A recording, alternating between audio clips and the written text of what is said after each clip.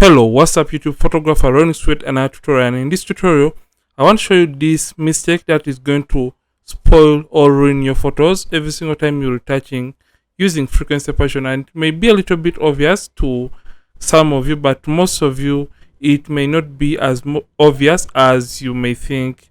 So if I told you find it helpful, don't forget to like this video, because when you like the video it helps the video perform better on YouTube. So I would request that you hit the like button on this video. So without further ado, let's get started with this very tutorial. So usually I'm just going to come and I'm going to create I'm going to play my frequency separation action right now. So I'm just going to play an 8-bit action because this is an 8-bit image. I'm just going to be using a radius of 7 pixels right there, and I'm going to play the action right there.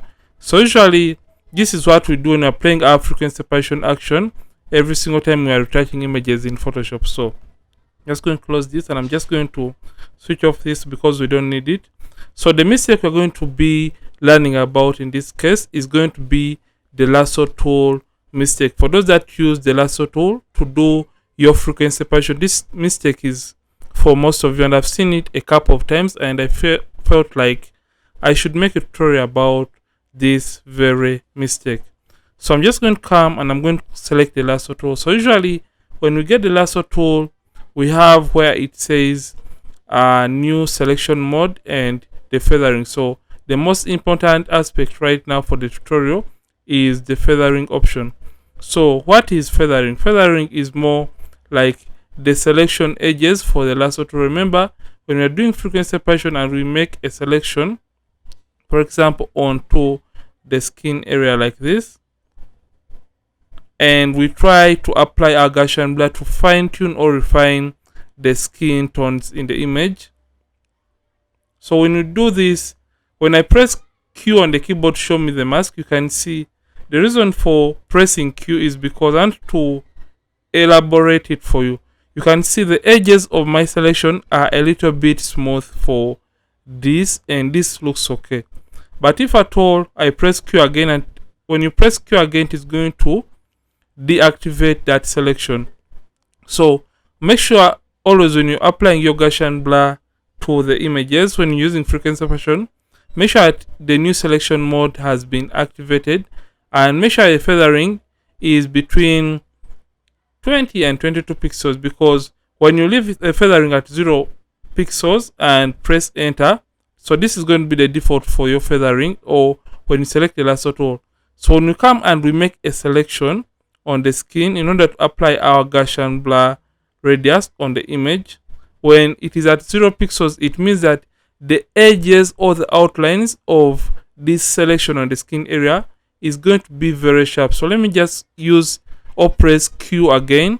You can see how sharp this is, meaning when you apply your Gaussian blur on the skin area, it is going to leave this sharp edge at the end of, or at the borders of the selection. So meaning this is going to look very weird and awkward. It is going to be creating those annoying lines around the edges of the selection. So make sure, I'm just going to press Q again, make sure that you feather your selection by putting around 20 or 22 pixels right there. And when I press Q once again after doing that, just going to deselect right here and I make another selection. Just going to come and I make a selection. So when I come back and I make a same selection and I press Q again, you can see right now the edges are softer and smoother. So this is the right thing that you have to do. Then just going to press Q again. So let me show you when I come back and I apply the Gaussian blur right here on the skin area, and I come to filter and I come down to Gaussian blur right here and I apply it onto the image.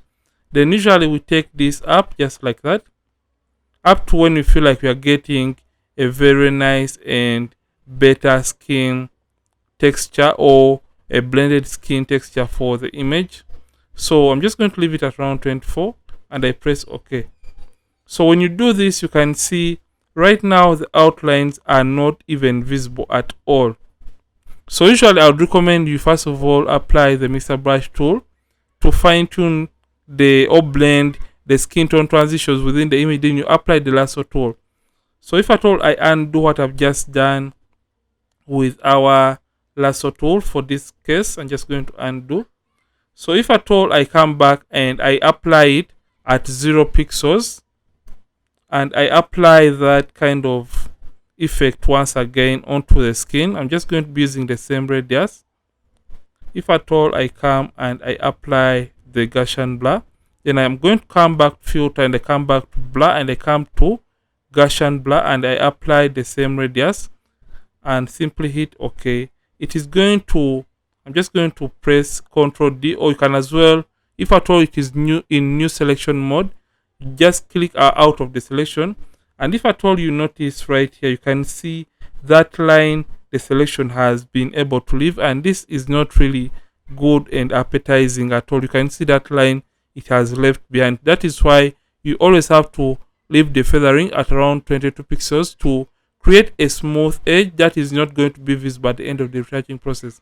So mistake number 2 for those people that tend to use our lasso tool to retouch is, I'm just going to show you this.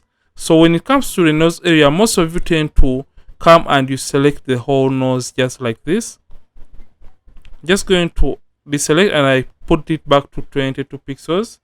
So the mistake most of you tend to do when it comes to the nose area, you come and you select the nose area as a whole, and you right click and apply your Gaussian blur. So when you do this, most times it makes the nose look flat, and it makes the nose look a little bit bigger. Let me show you a quick before and after for that. That's the before after. It makes the nose look flat and bigger. So how you can get rid of this is simply, I'm just going to undo, just going to come to my history and undo everything. So when it comes to the nose area, what you have to do, just come and apply your Gaussian blur on one side of the nose. Right click and come to your Gaussian blur, and also come to the other side of the nose, or on the right hand side of the nose. Right click and apply the Gaussian blur, and you don't tamper with the highlight. Or if at all you feel like you want to apply the Gaussian blur on this highlight right here, right click and apply it. But remember, when you apply it, it is going to take out most of the highlights too much. So just come, right click on that selection, and you come to fade Gaussian blur and simply reduce it just like that. That is going to leave the nose looking a little bit more natural and doesn't make the nose look flat in the process. So the mistakes are 2. 1, always make sure the feathering is not 0 pixels. Make sure it is between 20 and 22 pixels. And the second mistake is don't select the whole nose as a whole and you apply the Gaussian blur. Apply, the right way to do it is apply it on the left and right, and when it comes to the highlight area between the nose, simply apply it and reduce on the Gaussian blur, or you can even just use the mixer brush tool and you don't apply your Gaussian blur or lasso tool technique on the highlight area to keep the nose looking very natural. So this is it for this tutorial, and if at all you found this helpful, don't forget to like this video and don't forget to subscribe this channel. If at all you have been watching and not subscribed yet to this channel, Ronnix from ronnixphotography. Thank you for watching. I'll see you in yet more amazing tutorials, and don't forget to keep practicing and also keep creating.